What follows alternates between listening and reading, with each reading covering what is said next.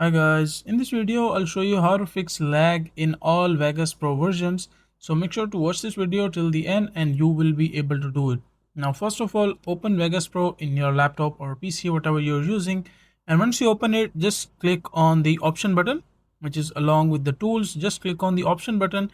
And once you click on options, so you will see all these options. So from here, just go to the end and you will see the three options: export preference, import preference, and third one is like simple preferences. So just click on preferences option, which is the last one, and once you click here you will see all these options inside the preferences like editing, display, cd settings, sync, and many other options. So make sure to click on this option, which is file I/O.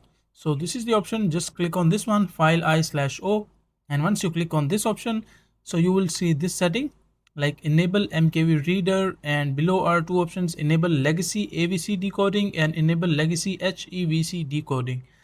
So make sure that you have enabled both of these options. Like the first one is this one, enable HEVC, enable AVC, and second one is HEVC. Make sure to enable both of these options, and once you have enabled it, just click on apply, and once you have click on apply, just click on OK, and make sure to restart your Vegas Pro software.